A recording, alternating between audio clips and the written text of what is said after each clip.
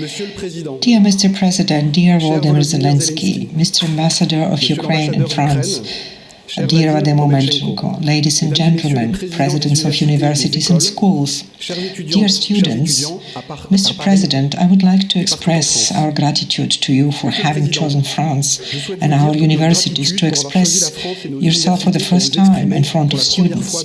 At Sciences Po today, nearly 900 students have come to listen to you from many universities and schools, Inalco, Paris 1, Panthéon-Sorbonne, INSP, and Polytechnique, but also from the Ecole from the Louvre, Assas, Sorbonne University, or even of Lille, throughout France, at the University of La Rochelle, as well as those of Montpellier, at the École des Mines de Saint-Étienne, or even at the University of Haute-Alsace.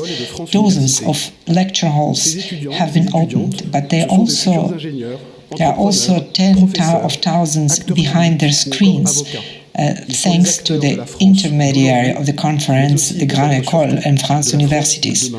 They are future engineers, entrepreneurs, professors, public actors, and even lawyers. They are the future of France. But also, they are present of France and future of tomorrow. Their presence today and their emotion, palpable in this room, is their way, our way, of showing you our solidarity in the face of the war that is hitting Ukraine today. This solidarity has been translated into action in French universities since the first day of the conflict. At Sciences Po, for example, we have mobilized to support education of some 60 Ukrainian students, including 30 refugee students who are currently welcomed within our walls. They come from our two partners university in Kyiv, Naukma and Taras Shevchenko University. And if I cannot quote them all today, please know that the Students' University initiative in France are numerous and magnificent in their humanity. This mobilization responds to the stupefaction that this war represented for all French youth, because this sudden aggression clashes with all the patterns and all the certainties in which we were brought up. It breaks the art of our values of the university world and the educational community based on the idea that by training, that by working, you'll understand the world, will succeed in transforming it and making it better. As universities, we collectively carry within us the tragic lessons of our contemporary history, but also the humanist vision of the world inherited from the Enlightenment. Youth is our future. It is our greatest source of hope. Mr. President, I give you the floor. Thank you. Thank you very much. First of all, I would like to thank for this opportunity. And secondly, I just heard that you support our students. And I heard with what warmth you talked about it. Thank you for that. Thank you to all of you who does that. And also for your humanity, dear friends. I'm happy to greet you here from our capital, Kyiv. Today is the 77th day of Russia's full-scale war against our country, and it happens after 77 years after the end of the largest war in Europe, World War II. When that war ended, the political leaders and people sought to create a security architecture that would make it impossible to repeat the war in Europe. And when I say now the word security, I use it in the broad sense of this word. This is not just a military component, but also it has an economic, political, educational, cultural, and memorial component. Europeans have done much to ensure that the continent always has the opportunity to resolve any issues through a dialogue. So there is no opportunity for some politicians, one person or political groups to provoke again the large-scale war that will take thousands or even millions of lives. And, by the way, the contribution of students, including French students, to such changes in Europe are extremely significant. Since May 1968 until today, we didn't see any politician who was not afraid that they will come to him and say, it is forbidden to ban. But why, despite all this history, we in Europe now do not have any tools to stop Russian aggression, except the courage and wisdom of Ukrainian men and women who defend our state? How did it happen that the whole security architecture that was created in Europe after the Second World War II did not work? And not only could not work, but to a large extent didn't even try. 77 days of brutal Russian war, which can truly be called a total war to destroy the Ukrainian people. In Ukraine, cities and villages are destroyed. From the city of Volodymyr to in the Donbas, nothing is left. Before this war, around 20,000 people lived in Volodymyr. Now it's only ashes left. The 500,000 city of Mariupol is now just ruins. How many people died there?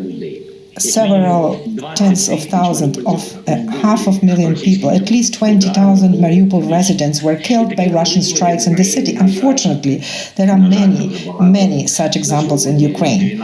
Currently, 12 million people were forced to flee the war and became IDPs. More than 10,000 Russian military crimes have been recorded of the Russian army. And this is just what is legally documented as of today. How did all of this become possible? And why there are no global or European institutions? Why there are not enough to stop this war? I don't want this to remain a rhetorical question or rhetorical questions, but these questions really need to be answered, because these questions are in fact about us, Europe, about how we all shall live together from the Atlantic to our cities and communities in the Kharkiv region and in the Donbas, which is right now, this very moment, are fired upon by the Russian artillery and aircraft troops. I was told that the rules of our meeting today includes my request, my address, and the opportunity for, I think, 5 students to ask me questions. I think this is kind of not very fair regulation. 5 questions are not enough to understand a person and to understand the situation. And it will look like a privilege for a few students when thousands of others are listening to us. But I understand we have a limited time. In addition, I am also interested to ask you questions, to hear what you think that it would be really a conversation. For example, about NATO, about world security, about the security architecture, about the Article number 5. For years, Europe feared Ukraine's accession to alliance, because if war would break out with Russia, everyone would have to fight against it. And I would say it would be for Ukraine. But isn't that the point of NATO? Isn't it that everyone is for everyone? And if Russia goes further, for example, to Baltic countries, Latvia, Estonia, any countries, will NATO fight against Russia defending Europe? Will the Article 5 work then, given that most of you have never been to Latvia before and have no ties to that wonderful country? There is also another aspect to this. Russia has already started a war against Ukraine, but we are not in NATO. And then why are we not in the European Union? Russia is already at war, and you see how Russia fights. And what else can you be afraid of now? And why does our common European home is still still doesn't have Ukraine in it. That is, Ukraine stays at the door. At the same time, it is at war, defending freedom and other fundamental European values.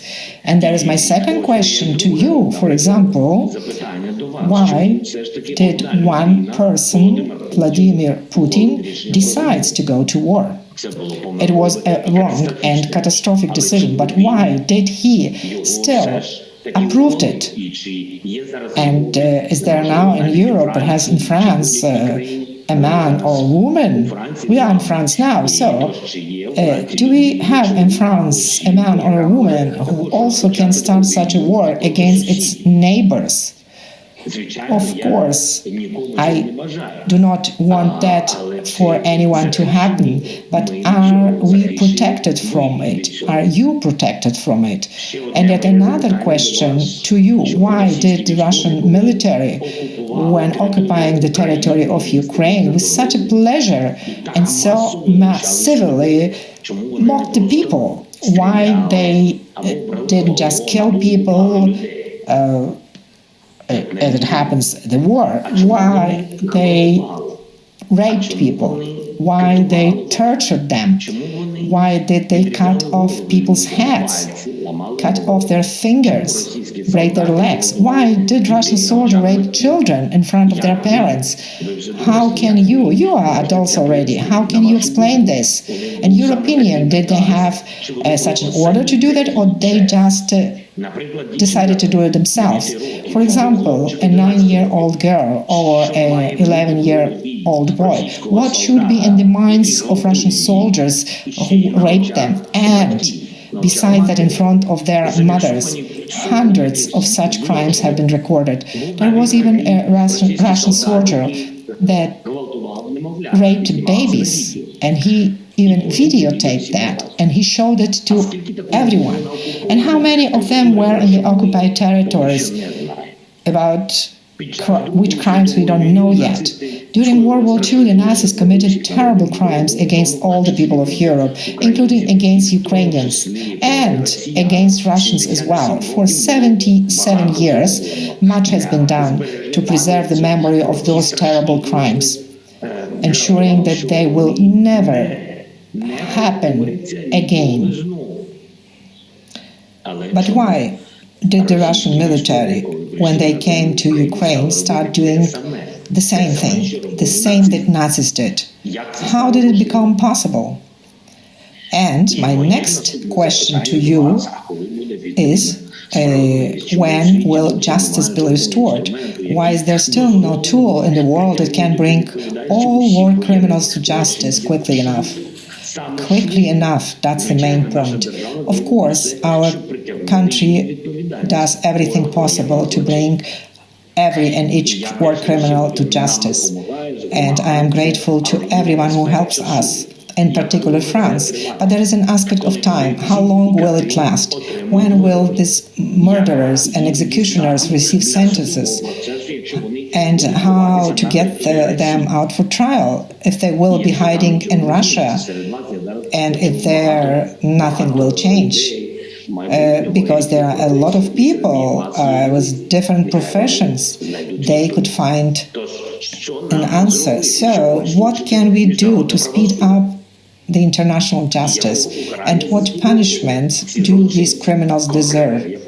Specifically, what kind of punishment? What could be a sufficient punishment for raping a child, or just for fun, shooting cars with refugees on the roads? And we have hundreds of examples like that.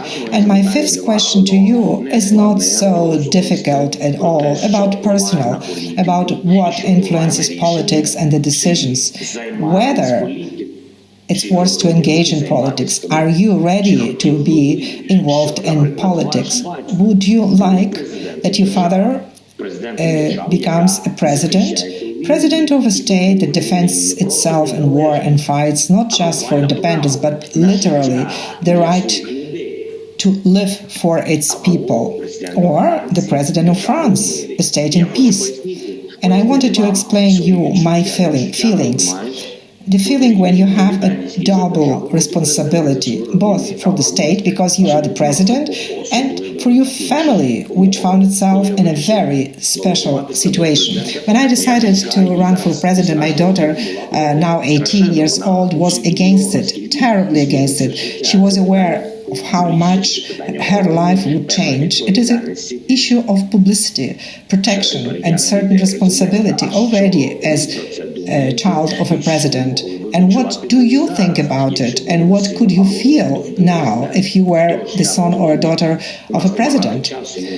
So, unfortunately, we don't have enough time, and I would like you to give opportunity to answer my questions and I to be able to answer your questions. This meeting was really a communication. And at the end of today's conversation, I wanted to ask you a last question, rather than just receive the information from you. Thank you for your attention. Please ask your questions.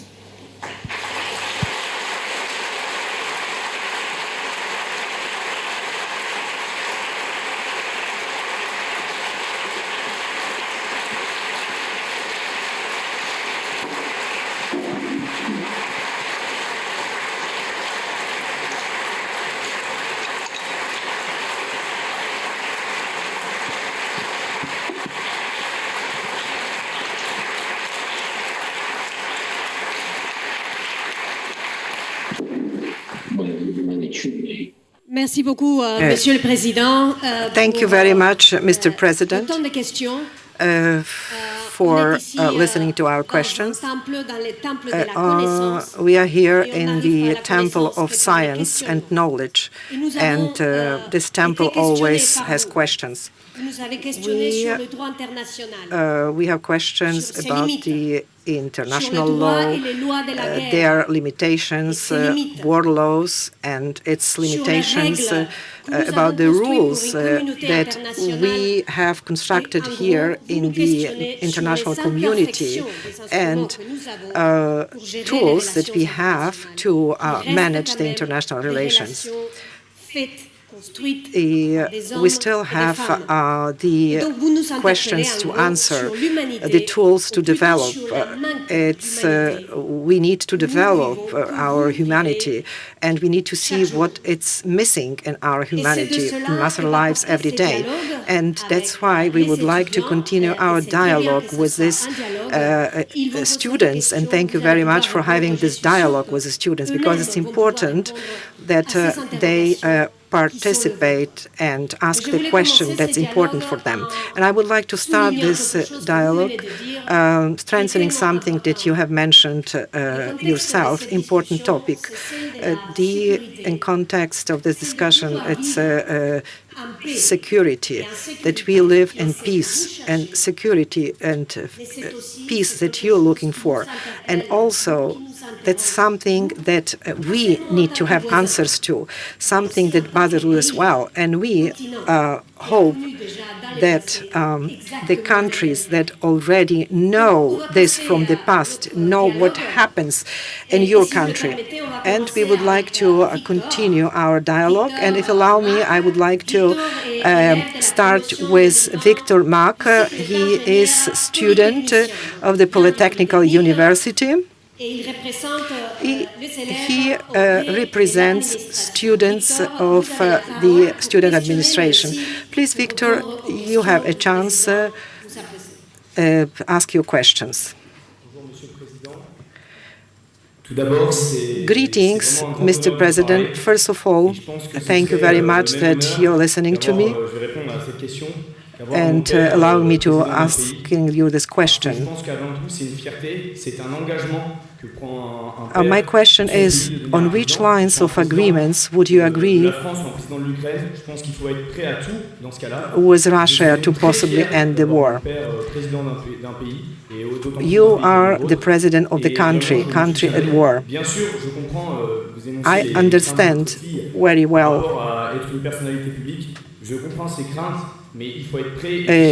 that you have a terrible situation in your country. Thank you very much for the 60 minutes that you gave us.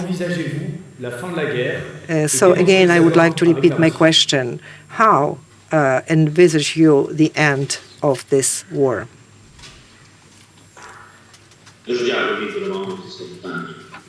Thank you for this question. First of all, I would like to thank you about your security, that you are sure that we are going to win. Of course, I think the question is,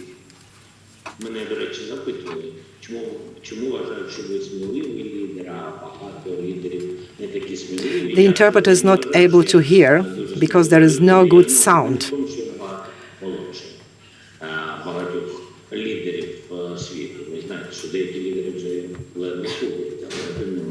Для того, щоб вирішувати ті чи інші питання, треба енергія, бажання жити.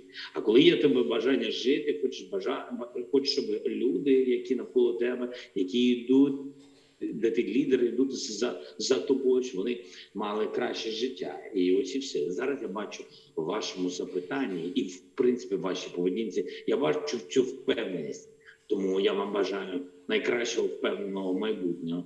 І, будь ласка, не розкидайте цю енергію і цю енергію і сміливість. Щодо вашого запитання, коли закінчиться війна, як вона повинна закінчитись, і які можуть бути домовленості? With regard to your questions, when the war ends and how the war ends, you know, the war will and when we will return our freedom.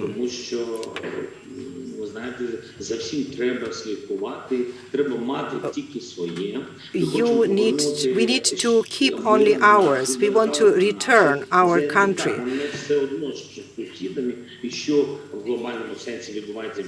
You know, it's of course important what globally is going on in Europe, in the world, is influence on the situation in our country as well. But what we want really, we want to return our country because it's related to our history and it is linked with the international law. We want to that our people will be back in Ukraine.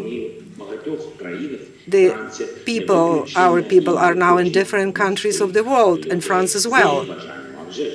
Of course, we have this wish. We want our people to be back. We want to have peace and freedom in our country. And the most important thing, the choice, the right to a choice, where to live, where to work, have children, how many children. Maybe someone has a different way of thinking of life. So a person has right to do from their life what the person wants. So Russia took it away from us. Slowly but surely they started doing that 8 years ago. They took away the right to choice and even now the right to live at the end. So the war will be over when Russia gives us back our right to live. And I think that's the most important right, the right to a personal life. And when Russia will give it back to us, and right now it's not even thinking to doing that, we need to fight for this right.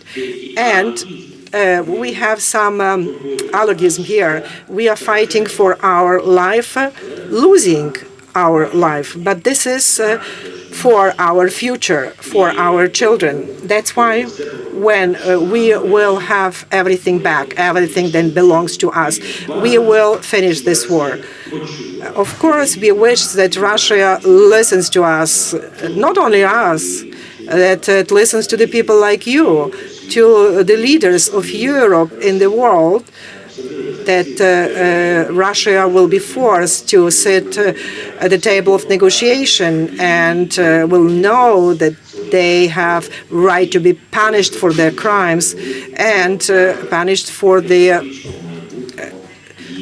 steps they already led to the catastrophe in their development, culture, and the demise of their country. But it was their decision to start the war, the decision of their political leadership. That's why this is the way. So I don't want now to talk about the details of all negotiations, but negotiations, I don't know if that will be very useful, but we need to have a dialogue. With you we are having dialogue, but it's very nice talking to you, but usually with them it's not very nice, but for Ukraine, we are ready to negotiate, to have this dialogue. From each Bucha, from each Mariupol, with each step where we have a lot of grave masses, with each and every step, there are less possibilities and desire to solve this issue by the diplomatic way. Thank you very much, Mr. President. Thank you, Victor.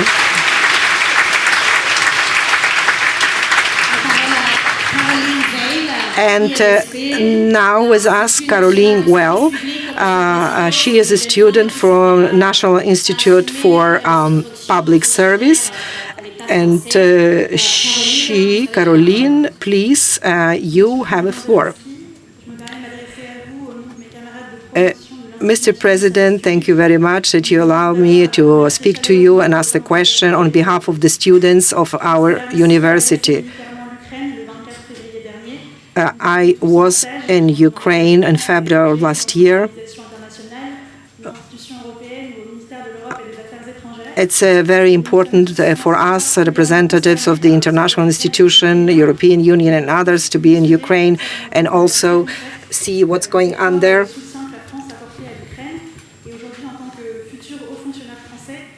For the future functionary, future public servants of France, it's important to know what's going on in Europe and the world, and especially now in Ukraine.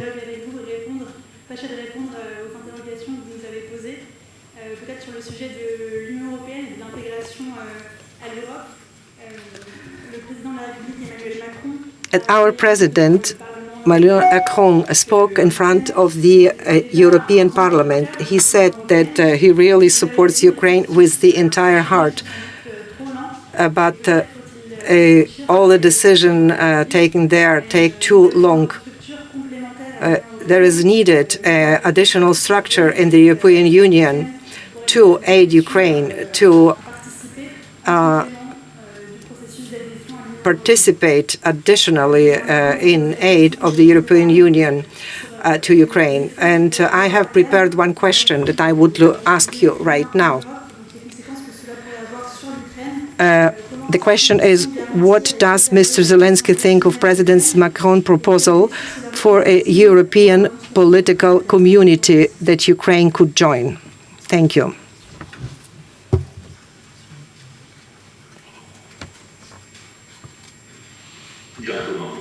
Thank you. Thank you very much for this question. First of all, I would like to thank you for his support. I saw it at once.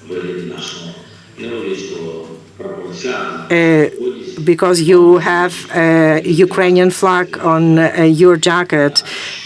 You look great in that. Thank you. Talking about European Union and refugees. And it's not that, it's misunderstood that our people, there are no refugees. I don't want to set Ukraine apart. I just wanted to explain. It's a forced mobilization of people. Why these people are no refugees? Because 95 to 97% from 12 millions, only 5 millions left Ukraine, and all of them, practically 95%, want to come back when it will be possible. And today already our people coming back to the city, even our local governments, local communities, prevents the people not to come back as soon. It's still too soon. It happens this way that they're called refugees, but really they are not refugees. The war, comparing with this, that's why I want to split this terminology. There are refugees and there are temporarily displaced. Why I would like to say that? Because, the men, grandfathers, sons are waging war, and their, wives, grandchildren left. Because it's true, it is dangerous. The people are dying, but all these people want to come back. It's not only issue of the love to their country. It's also issue that they really love immensely. They are men. They have their entire life lived with these men, their children, so they want to go back. That's why the European Union and European countries shouldn't be afraid that there will be some huge wave of migration. We thank you all very much for this great support, but you also have to know, if you never visited Ukraine, and we invite all of you to come to Ukraine after the war, to come to Ukraine, and you will see in Ukraine we have everything.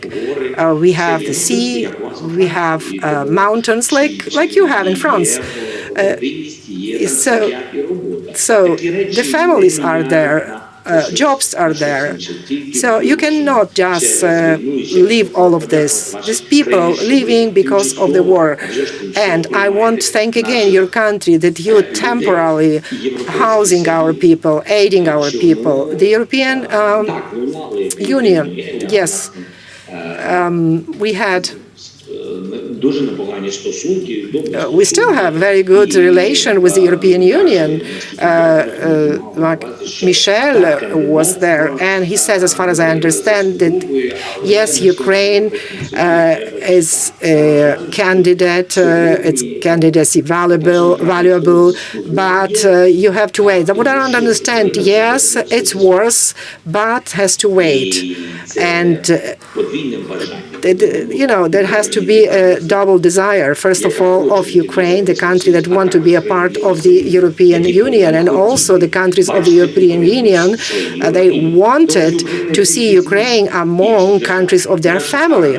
Our army has shown how it is our people as well. I think you know our people. These are good people, quite educated people, quite well educated. Some speak several languages, and practically all know English, Russian, and Ukrainian. So I think it's quite a serious society. And again, it will only strengthen the European Union. But you can hold on such a distance the society of Ukraine, kind of, we will take you or we will not take you. I don't know if it's comparison is good. It's like in family, the couple, they live together. They live together for a long period of time, and then suddenly one says to another, yes, soon we will be able to marry, and I know that it will be possible. The years pass, but still promises and promises. When we have only promises, so you are not sure then. But if you are not sure in the second half, how we can count on it? How can we count on it in a critical situation? So then better to leave it and to find someone else or something else. The same thing here. It's impossible to do that. We always are like at the distance, small but distance. There is entire family there. You are also invited, but you don't have chair. I don't think it's fair. Again, Ukraine thinks Ukraine is equal European country. It honors the countries of the European Union, and we would like to see the same from them, no more and no less.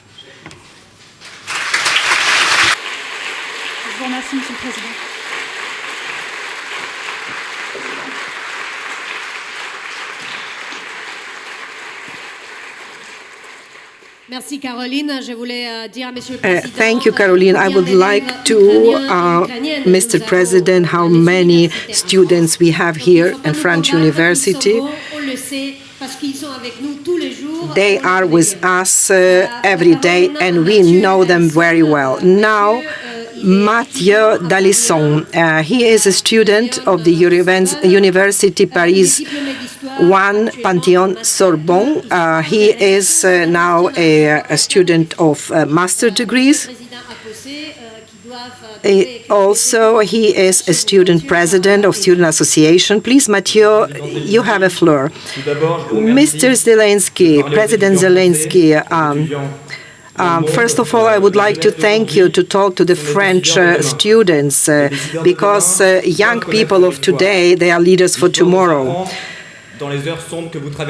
It's very the road that you are crossing, it's also the road we are crossing. We find the same situation in Italy and Germany. We had the same situation, and we don't know how to go back to that period of time. You have talked about the atrocities,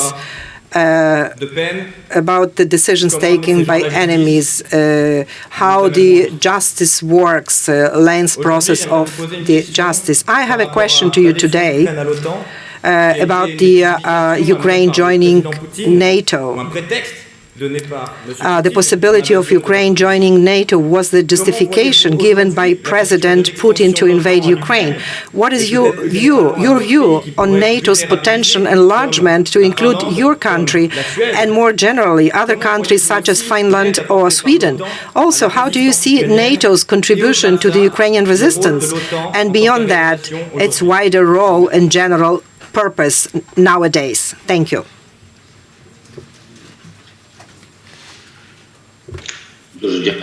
Thank you very much.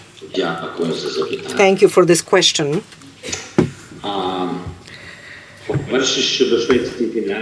First of all, with regard to the Finland and Sweden, they already made their choice, national choice within their country.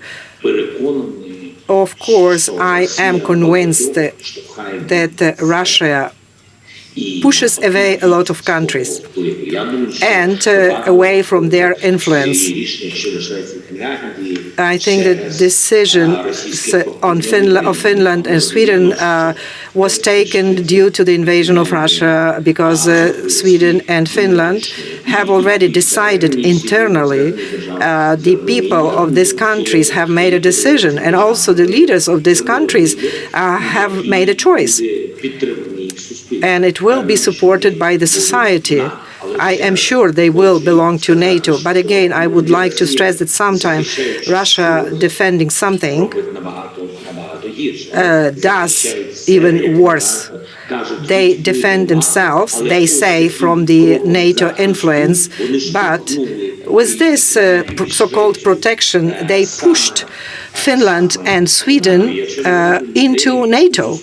Even if society there was split, the opinions of the people in these countries were not united. But I am sure now most of these people wanted to be in NATO because they wanted to be protected. But the dot was put by Russia because currently the civilized country wanted to be protected from Russia before they thought about any aggression, any threats, any wars. But today, okay, I just wanted to live peacefully in my house. I want to work. I want to go to my family, return after work to my family. I want to have my children. They are studying well, but I wanted to be protected from Russia. That's why at the beginning I said that all these are catastrophic consequences for their country. But, the people have to live in Russia and they have to decide what to do. With regard to the NATO, NATO. I think NATO gave a couple of signals on the level of the Secretary General with regard to the Ukrainians with regard to the membership of Finland and Sweden. So I think it will be quite a simplified and a speedy procedure to accept them in NATO. I think that will be the case. Unfortunately, talking about Ukraine,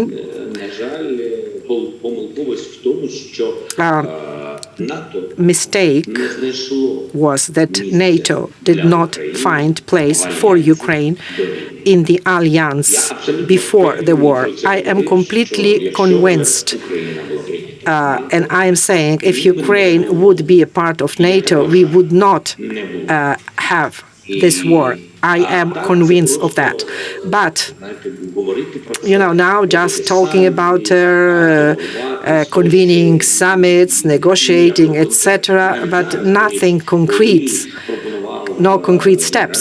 Even now, if the Secretary General gave the signals to Finland and Sweden with regard to the future membership, even then he didn't give any specific signal with regard to Ukraine, with regard to the future of Ukraine in the NATO. We'll see what the future holds for us. Telling you the truth, I don't know. With regard to the Russian Federation, I am absolutely convinced that for them, NATO was one of the reasons. They can find second reason, maybe even 10 reasons why they want to invade Ukraine, because they don't consider us a state, a country. They consider us people. They don't consider us a separate nation. They wanted to have 100% influence over us. As it says, to know what we and how we breathe. They want to be in our law enforcement, our defense, our Ministry of Defense. They were everywhere. This certain parties represented their interest in the Parliament of Ukraine, and that's it. That this way, they wanted us to move the way they wanted. But you should choose the way you want it. The Russian Federation does not see us as a separate country, independent country. They are afraid of that. They don't want to see how our country develops. I would like their people to see what we have, how we live, because Russian Federation is afraid that their people will see how Ukrainian people live, and this will destabilize the situation in their own country. Thank you.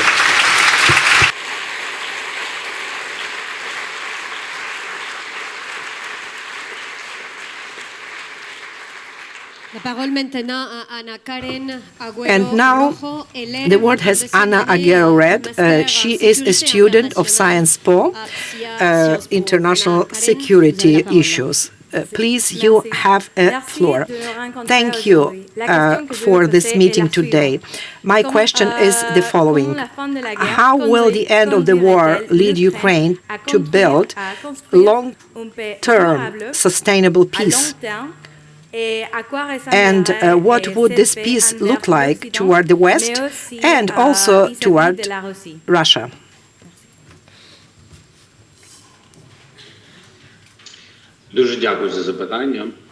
Thank you very much for this question. Guarantees with the Russian Federation are not possible without serious legal documents. They are impossible. They are empty. Because we have already examples of many agreements, including Budapest Memorandum. And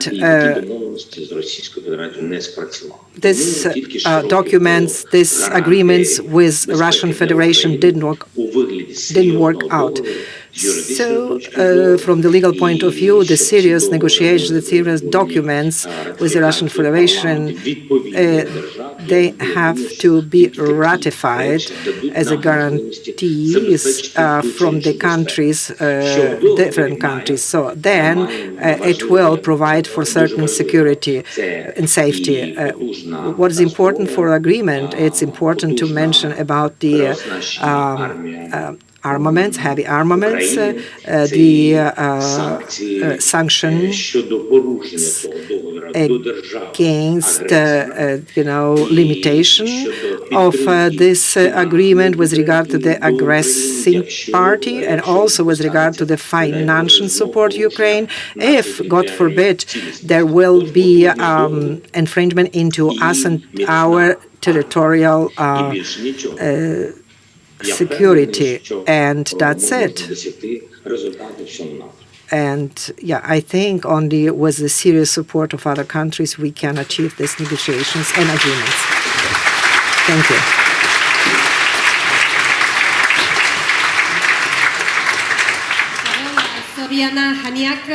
And now I pass the floor Zoriana Haniak, as a student of Inalco languages. She is president of the Ukrainian Students Association at our university. Please, Zoriana, you have a floor. Greetings to you, Mr. President. My name is Zoriana Haniak, and I am... Can you hear me? Yeah, right now I do hear you. And understand. I understand you. I am very happy and I am very proud that I am given the opportunity to talk to you. I will pose the question in French.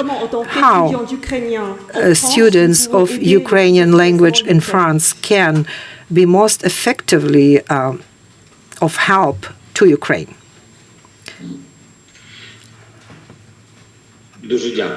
Thank you. I think the important things have to be of political support. And by your own personal example, you can do it. And doing what you're doing, you are already doing that. Two questions before, somebody said you do not need to convince us that Ukrainians are a really good and open student. That's very important because you have proven this as your behavior, your knowledge. You are a face of our country because several times we have heard today that students today are future.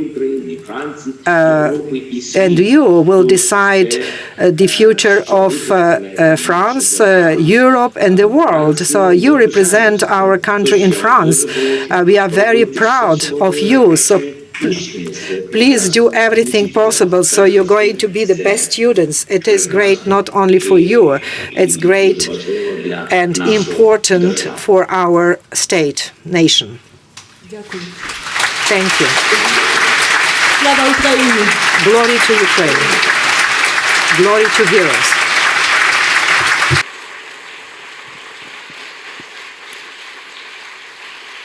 La parole maintenant à Sacha Houard, Université Paris 1, Panthéon-Sorbonne. And now I pass the floor to Sacha Guardes. He is a student of Université Paris 1, Panthéon-Sorbonne. Mr. President Zelensky, today I speak with you and to you on behalf of all students, also on behalf of all my professors, that they show me how dangerous is the situation and behavior of Russia today. What I see the massacre of Bucha. It's terrible. For me, it's really terrible. It's the same that was happening during the war of Yugoslavia. for me, Russia wants to expand. That's what doing the Russian military on Ukrainian territory. They want to expand. My question: after the start of the dismantling of the Ukrainian nuclear arsenal, Russia, like the United States and the United Kingdom, by signing the Budapest Memorandum in 1994, undertook to respect the sovereignty and territorial integrity of Ukraine in exchange of its ratification of the NPT. Since the start of the invasion of Ukraine, President Vladimir Putin has repeatedly threatened to use nuclear weapons. What credibility do you give these repeated threats?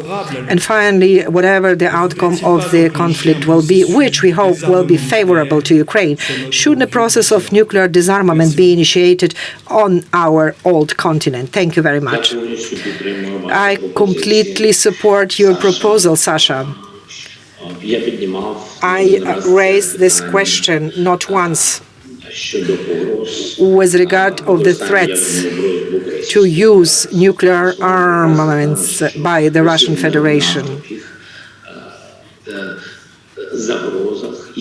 And Russia, it's not the only country in the world with those threats.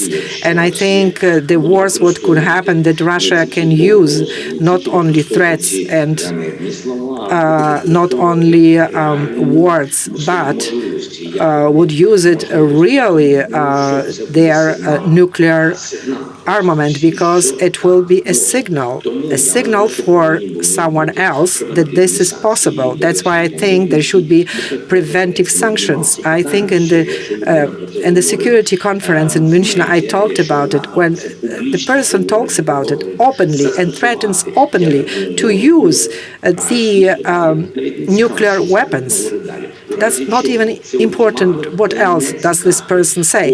It's his ultimatum. It means that already that this discreditation, anything else with regard non-use of nuclear weapons, and it happened after that. They did not adhere to the Budapest Memorandum, and now openly they wanted to threat the civilized country. For me, this is the country of the third world already. And by the way, when I talk about it, a leader of the country is responsible, because not all in Russia are agreeing with use of nuclear weapons against Ukraine or against the world. I have heard Russians that support a civilian way of out of this conflict, non-nuclear weapon, peaceful regulation. But unfortunately, due to the information and policy, these people are least represented in Russia. With regard to the disarmament, nuclear disarmament, I completely with you here. If we do not control the infringement of international law by some countries that are nuclear countries, so then we do not control the future and probably possible use of nuclear weapon. And if we are not able to do that, we need to talk about a process of nuclear disarmament by some of the countries. That's the only way out. Thank you, Mr. President.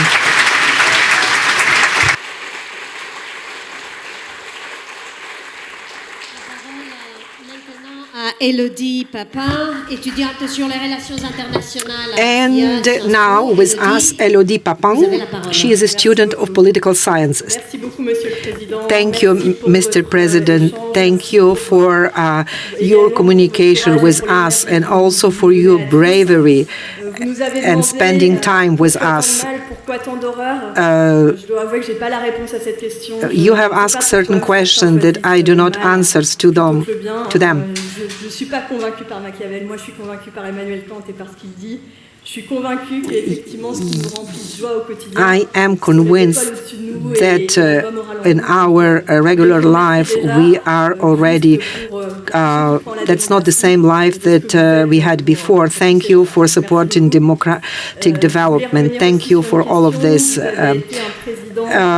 You have been elected the youngest Ukrainian president with a clear mandate from your people for a change, to change.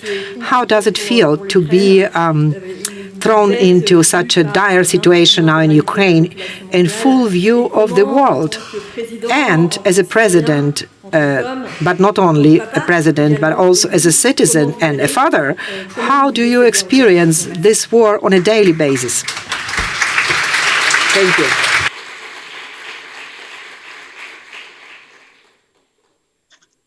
Дуже дякую вам.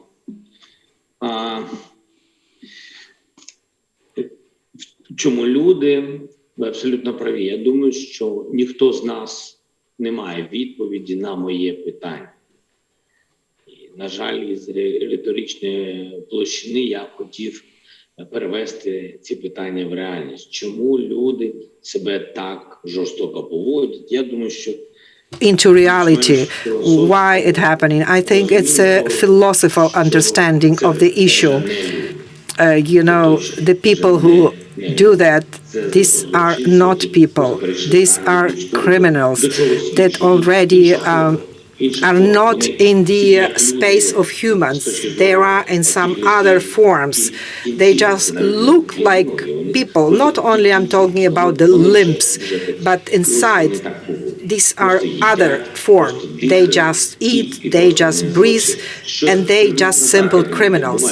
Something like that is happening. Something wrong with their brains, because they are already in different stage of development, and can change it. That's why for us it's complicated. It's complicated to understand that, because we just simple people, humans. What we have seen, what a lot of politics are around. Doing all this, I wanted to remain human, a person, not as the consumer. I wanted to be a smart person. That's it. With regard our war, and Ukraine, during the history of its people, so many times fought for the independence, was waging war for independence and did not receive it completely. In 1991, finally, we received an independence after the demise of the Soviet Union, and not due to the war. It was a peaceful process, and it was a huge happiness for 30 years. We know it was in August. We will celebrate last year 30 years of independence. That's what we celebrated in August last year. And now we are waging war for the freedom and independence. You are representing different departments, and was one person, a gentleman from the history department. So he can analyze how many cases in the human history was that some nation received independence, real independence, received just like that as a gift. Never. In general, it would happen through wars, unfortunately, bloodshedding, because no one wants to give up freedom and give this freedom to someone else, because that's the humanity. And today we're waging the war for freedom and independence. That's why we have such a war, and that's why it is a bloody war. That's why it is so complicated. That's why Ukraine has to finish this war. I would like to see our victory as the end of this war, because the victory would mean that Ukraine finally received full independence. That's with regard of the war. How do I survive this? How do I live on everyday basis? Thank you for this question. I don't know. I give everything I have. And today it's my work, my life, my time, my brain, my desire, wish to live, wish that our children live happily ever after, our grandchildren. So I don't think only about our grandchildren. I think that I, myself, and my wife, we, with our friends, have to live in the peaceful, wonderful country. That's why I would like to finish this war, but to finish this with a victory, because victory, it means freedom in Ukraine.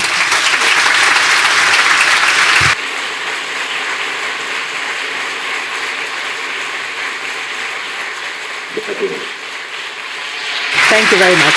Si vous nous permettez, Monsieur le Président, on a une dernière question de Giovanna Martins Vial, étudiante en master droit de l'homme, droit humanitaire. La parole est à vous, Giovanna. Bonjour, Monsieur le Président. Merci d'être ici avec nous. Je suis Giovanna, je suis brésilienne et j'étais en Ukraine il y a 3 semaines comme journaliste freelance. J'étais à Boutcha, à Irpin et à Kropliv et aussi à Kiev. Et j'étais très impressionnée avec la résilience du peuple ukrainien. Dans votre perception, comment on peut améliorer dans les médias occidentaux l'information sur la guerre en Ukraine dans un sens plus humain, et comment on peut mieux rendre compte de la souffrance du peuple ukrainien? Дякую, слава Україні.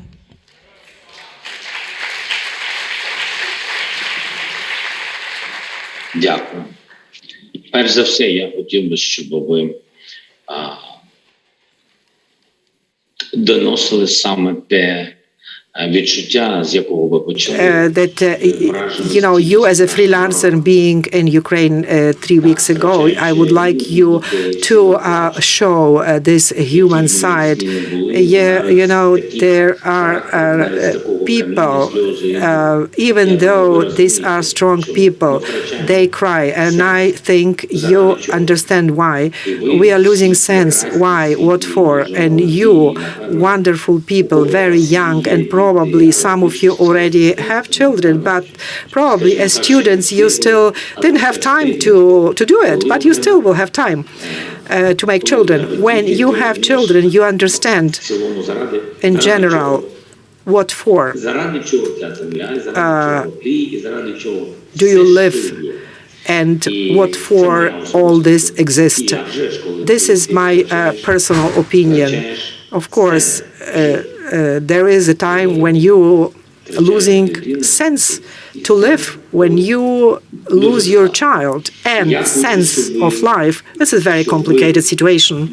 And I would like you to spread this news that our people are strong people and that our people really defend values that are understood by everyone. I understand that it's difficult to understand the world completely. If you didn't visit this city, it's impossible.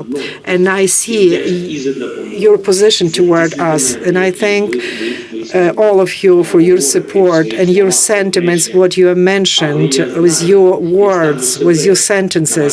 And I know, because I try to put myself in your shoes to understand in full what is going on in someone else's house. If it's not your situation, it's very complicated. And when I lived in peaceful Ukraine, we understood.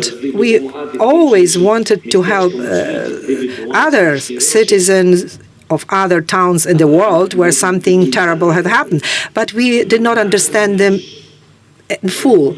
That's why the most important thing is to a maximum convey them the suffering of people in Ukraine. Why is it important that the world sees that all this suffering is not only for us and on behalf of us, but on behalf of the entire world? So the Western leaders will understand, because I am convinced that society, people support us, but politics sometimes vary. That's why it's important that leaders are together with their societies. Societies are more decisive. They are more democratic. They are more united. That's why we need that united front in support of Ukraine. That's very important. When I became president, a part of our territories was already occupied, and it was a so-called gray zone between Ukraine that we have controlled, and life was continuing there. And then it was a gray zone where we had different enemies, technologies, and military equipment, and then it was an occupied territory. So we had this gray zone, and through this gray zone, we did not have communication with the civilization. So part of our country, this part was developing, and the other was not. It was only breathing, that tomorrow morning they would wake up and breathe again. That's it, nothing else. Nothing alive was there, no civilization at all. So this gray zone between us, this gap, this important. What you can do to delete this gray zone, because there is no balance between Ukraine and Russia and this war. This is the issue of civilization. Who started this war? Russia. Russia concretely waging war against Ukraine on our territory and killing us. We are answering to all those killings. We are shelling, killing Russian soldiers. And yes, we are killing them, but there is nothing like in between. There is no conflict. There is no problems. It's an open war. So the best you can do is to spread reality. Not necessarily positive or the contrary. We don't want some artificial truth. I want that the people know reality. Reality, again, reality, because it will help us. Because in this reality, we have Ukraine and Russia as aggressor, and Ukraine is withstanding the aggressor. Thank you.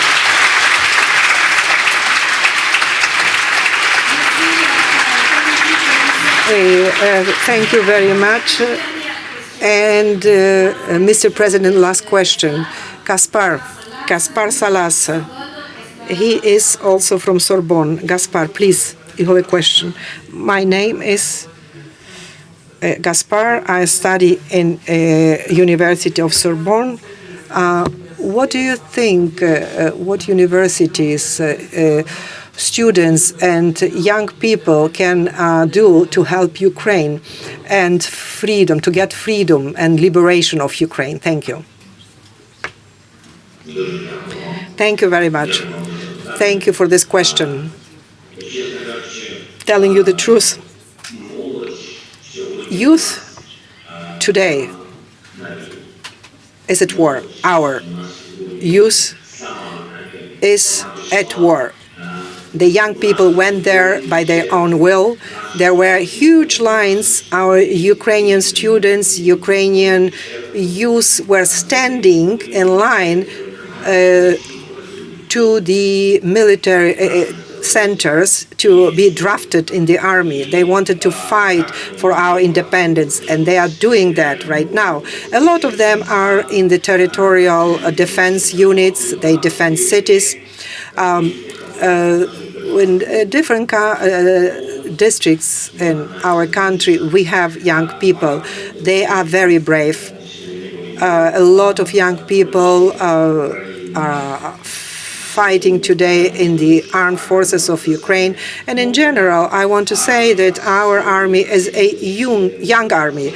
Our army started to be mobilized as a serious army in 2014-15, when we had the occupation by the Russian Federation. When they started this occupation, we had a lot of volunteers. They wanted to be in the army, and most there was quite young people, and they are the base today of the modern Ukrainian army. They are very patriotic, all of them. They wanted to achieve only victory, nothing else, whatever it takes. They are strong people. They believe in the future of Ukraine. They are convinced in it. They have a lot of energy to do that. What I mentioned in the beginning, I think, the first student with regard to the question about the energy of the people is a huge use. It's a great deal. They are reality, and they have capability to win. As a country now, we are smaller in 28 times, but we are a young country. That's why we fight like that. That's why we believe in the victory. It will come.